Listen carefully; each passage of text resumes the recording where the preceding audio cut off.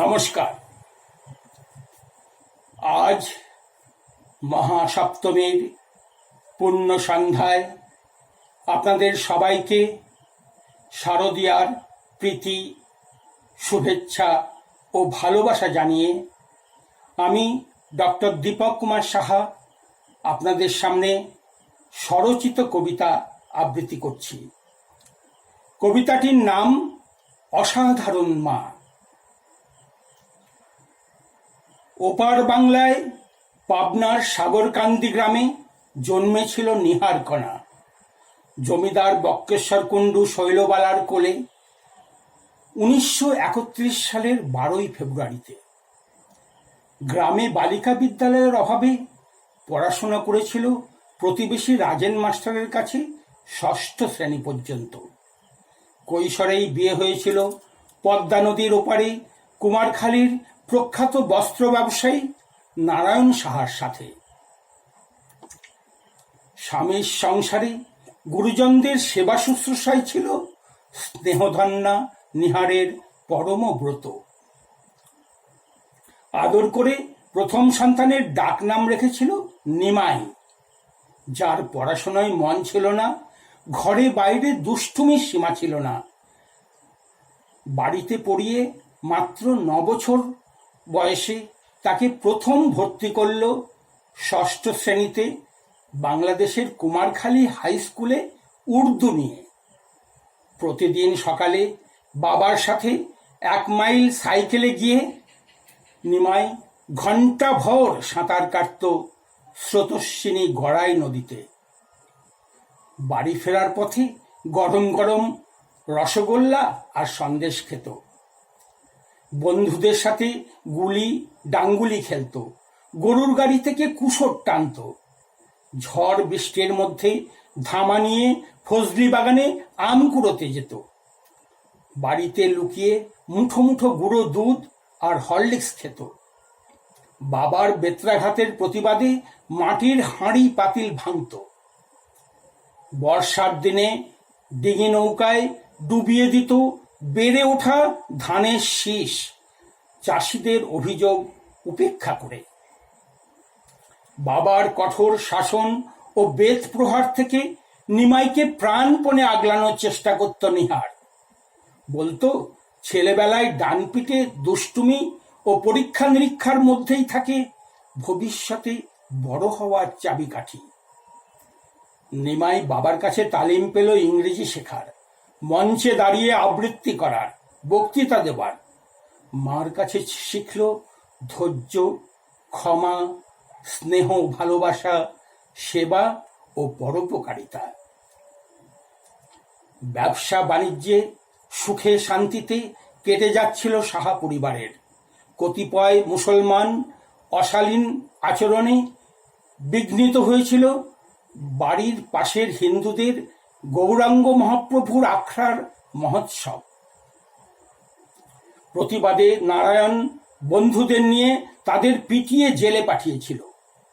Jail থেকে ফিরে এসে তারা প্রতিশোধ নিতে চড়াও হয়েছিল। প্রমাদ গুণে নারায়ণ নিহার জীবন হাতে নিয়ে সপরিবারে পাড়ি জমালো গোপনে সুদূর কলকাতার উদ্দেশ্যে 1960 সালের 18 ফেব্রুয়ারি। শুরু হলো এক কঠিন কঠোর জীবনযাপন অজানা অচেনা শহরে। সাময়িক আশ্রয় পেল দমদম নরসিংহ এভিনিউয়ে ছাত্র কালীপদ কুণ্ডুর বাড়িতে। কয়েক মাস বিনা ভাড়ায় থেকে আরএন গুহ রোডে একটা কাঁচা ঘরে ভাড়া উঠল। একটা চাকরির সন্ধানে নারায়ণ হন্যে হয়ে চষে বেড়ালো সারা কলকাতা। তৎকালীন টাইপ জানা আয়েপাশের ভাগ্যে জুটল না কোনো চাকরি। অনিশ্চয়তা ও হতাশার শিকার হলো ভিন্ন দেশে আগত এক অসহায় পরিবার। কিংকর্তব্য বিমূঢ় নারায়ণ অসুস্থ হয়ে ভর্তি হলো নীলরতন সরকার হাসপাতালে। সুস্থতার দিকে এগিয়ে হঠাৎ সে মারা গেল 22 জুলাই 1960 সালে। কালো অন্ধকারে রমানিশা নেমে এলো শরণার্থী প্রবাসী সাহা পরিবারে। 5টি নাবালক সন্তান নিয়ে বাল্যবিধবা নিহারের অনিশ্চিত জীবন শুরু হলো। বেঁচে থাকার ও বাঁচিয়ে রাখার সুতীব্র প্রচেষ্টা, এক অনন্য কঠোর কঠিন সংগ্রাম। নিমাই তখন 7ম শ্রেণীর ছাত্র, দমদম শ্রী অরবিন্দ বিদ্যা মন্দিরে। বাকি ছোট 3 মেয়ে, দীপালি, শেফালি, শ্যামলী আর ছেলে নিশীথ তখনও পাঠশালার মুখ দেখেনি। অসহায় নিহার চাকরি দিল দমদম নাগের বাজারে ল্যামিন বোর্ড কারখানায়। নানান সেলাই মেশিনের ঢাকনা পালিশ করে সারা দিন চলত তার অক্লান্ত পরিশ্রম।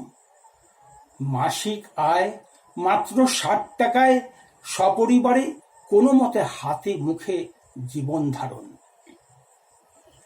নিজের গহনা ও স্বামীর জীবন বিমার টাকায় দমদম ক্যান্টনমেন্টে গড়ুই গ্রামে বসবাসযোগ্য স্থান থেকে দূরে ধেনো জমিতে মাথা গোজার নিজস্ব একটি কাঁচা ঘর। প্রায় জনমানব শূন্য কাঁচা রাস্তাঘাট, বিদ্যুৎ, দোকানপাট, বাজারহাট, যানবাহন অনেক দূরে। ইতিমধ্যে নিহারের কারখানা বনহুগলির আড়াইশিতে স্থানান্তরিত হল।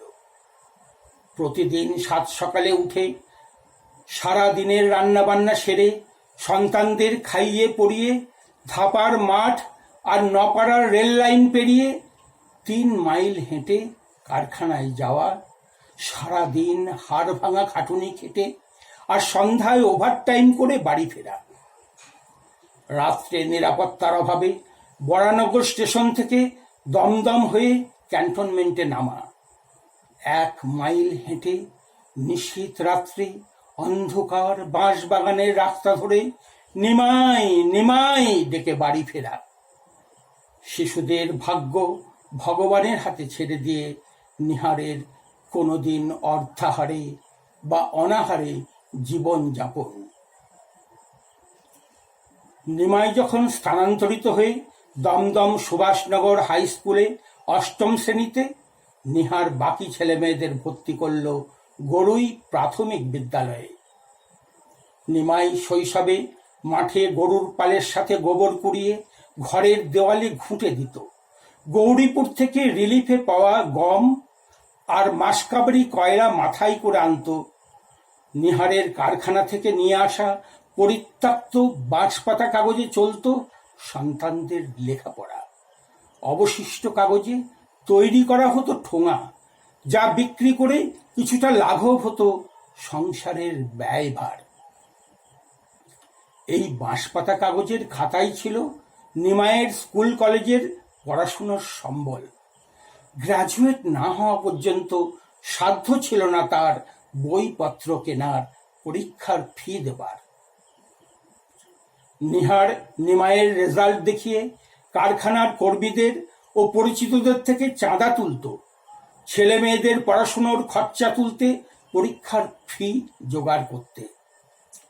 নিমাইয়ের স্কুল ফাইনাল পাশ করার পর নিহারের কাছে প্রস্তাব এসেছিল নিমাইকে কাজে লাগাতে, যাতে সংসারের ব্যয়ভারের কিছুটা সুরাহা হয়। নিহার স্পষ্ট জবাব দিয়েছিল, নিমাই যতদিন পড়াশোনা করবে ততদিন সে খরচা চালিয়ে যাবে।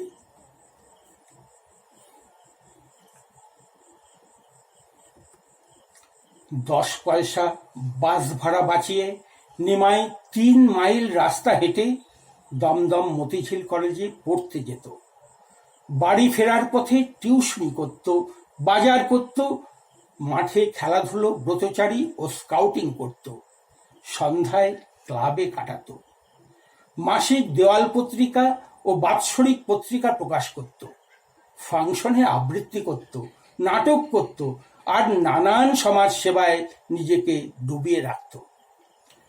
লোকের কাছে যদিও নিমাই ঘরের খেয়ে বনের মোষ তাড়াত, এসবে নিহার নিমাইকে উৎসাহ যোগাত।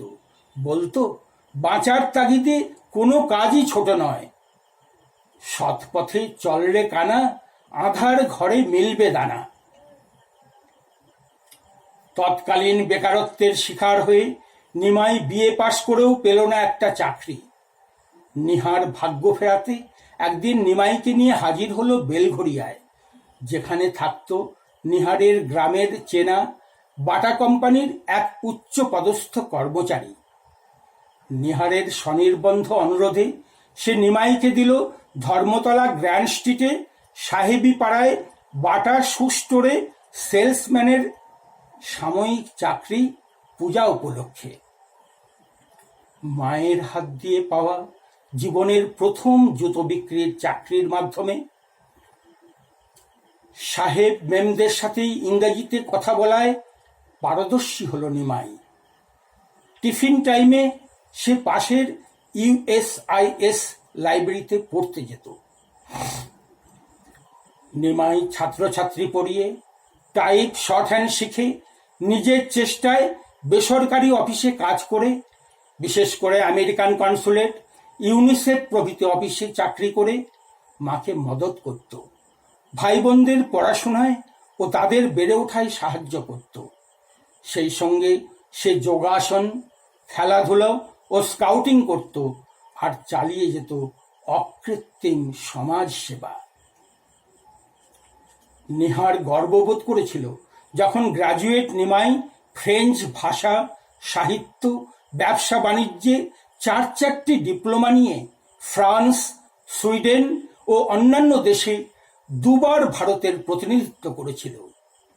একজন সমাজসেবী ও যুবনেতা হিসেবে সারা বিশ্বে সে সম্মানিত হয়েছিল। স্বামীর স্বপ্ন, ছেলেকে বিলেত ফেরত করানোর আশা নিহারের পূরণ হয়েছিল।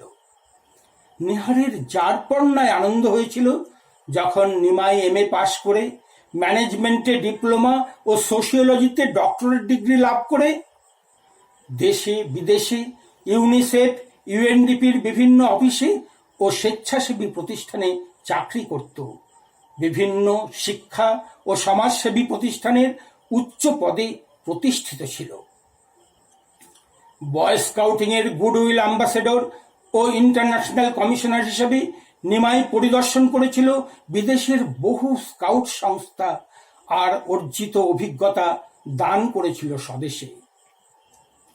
বচপন বাঁচাও আন্দোলনের প্রতিষ্ঠাতা, নোবেল পুরস্কার বিজয়ী কৈলাস সত্যার্থীর দিল্লিতে শিশু শ্রমিক প্রকল্পের প্রজেক্টস ডাইরেক্টর হিসেবে গর্ববোধ করেছিল নিমাই।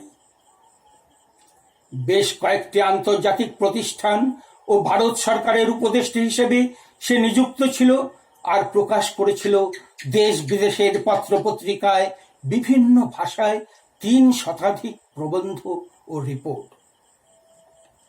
নিহার নিমাইকে উৎসাহ দিত নিজের জ্ঞান ও অভিজ্ঞতা দেশের 10-এর মধ্যে ছড়িয়ে দিতে, আর বলতো নিজের বিদ্যা বুদ্ধি যতই করিবে দান তত যাবে বেড়ে। কারখানায় আগুন লেগে পুড়ে যাওয়ায় নিহার চাকরি ছাড়তে বাধ্য হয়েছিল। নিহার নিমাইয়ের যৌথ প্রচেষ্টায় সবকটি ভাই বোন পড়াশুনো শেষ করলো, পেল চাকরি বাকরি, করলো বিয়ে শাদী, বাড়ি ঘর সুপ্রতিষ্ঠিত হলো সমাজে। 5টি কৃতি সন্তান ও নাতি নাতনি নিয়ে নিহার অলক্ষ্যে ভগবানকে অশেষ ধন্যবাদ জানালো, তাকে আশার আলো দেখানোর জন্য, তার সুপ্ত স্বপ্নকে সার্থক করার জন্য।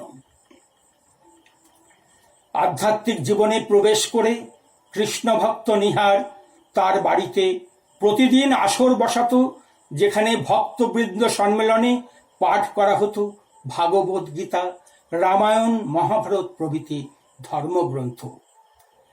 পড়া ছাড়াও বিভিন্ন শ্লোকের ব্যাখ্যা করা ও তাৎপর্য বোঝানো এবং প্রসাদ বিতরণ ছিল তার লক্ষ্য। মঠ মন্দিরে সাধু সন্ন্যাসীদের সাথে সে আলোচনা করত নানান আধ্যাত্মিক রহস্য। সে লিখেছিল একটি বই, চির দুঃখিনী সীতার কাহিনী, রচনা করেছিল কিছু পাণ্ডুলিপি। কোনো ভিখারি না খেয়ে বা ভিক্ষা না পেয়ে ফিরত না তার বাড়ি থেকে। নিরামিষ আহারী, সদা শ্বেত বসনা নিহার বিতরণ করত তার নতুন ও পুরানো পোশাক পরিচ্ছদ। কয়েকজন দুস্থ মহিলাকে কাজ দিয়েছিল নিহার তার কারখানায়, স্থান দিয়েছিল নিজের ঘরে। গড়ুইগ্রামের প্রভাতী ক্লাবের স্থাপনায় তার ছিল এক অনন্য উৎসাহ ও অবদান। প্রভাতীতে বয় স্কাউটিং এর প্রসারণায় ছিল তার সাহায্য ও সহযোগিতার হাত। নিহারের দৃঢ়তার কাহিনী স্থান পেয়েছিল ভারত সরকারের ICDS পাঠ্যক্রমে। তার ফটোসহ সফল জীবনের সংক্ষিপ্ত ইতিবৃত্ত প্রকাশিত হয়েছিল আমার জীবনে দুর্গা শিরোনামে কলকাতার টাইমস অফ ইন্ডিয়ায় 2014 সালের 1 অক্টোবরে। 10ই ডিসেম্বর 2016-তে শিলিগুড়িতে থাকাকালীন তার জীবন অবসান হয় 85 বছর বয়সে। 2 পুত্র নিমাই ও নিশীথ এবং ছোট কন্যা শ্যামলী ও আত্মীয় স্বজনের উপস্থিতিতে। এক গ্রাম্য জমিদার কন্যার কর্ম ও আধ্যাত্মিক জীবনে সাফল্যময় বিবর্তন ও উত্তরণ উজ্জ্বল অনুকরণীয় উদাহরণ হয়ে রইল সমাজের ইতিহাসে আগামী প্রজন্মের কাছে। নিহারের তিরোধানে বয় স্কাউটস অব বেঙ্গলের স্কাউট বুলেটিনের কয়েকটি সংস্থা বহন করল নিহারের জীবন ইতিহাস, কৃতজ্ঞতা ও শোকবার্তা তার স্মরণীয় স্মৃতির উদ্দেশ্যে। ইউনিসেফ ইন্ডিয়া অবসরপ্রাপ্তদের প্রকাশিত লিঙ্ক ম্যাগাজিন সবিস্তারে তুলে ধরল নিহারের জীবন বৃত্তান্ত ও মেলে ধরল সমাজের প্রতি নিহারের বিশেষ অবদান। দশভুজারূপী চিন্ময়ী মায়ের অসাধারণ অবদানের মহান স্মৃতির উদ্দেশ্যে সশ্রদ্ধ প্রণাম ও সুগভীর কৃতজ্ঞতা জানায় শোকবিহ্বল পুত্র নিমাই ওরফে ডক্টর দীপক কুমার সাহা। নমস্কার।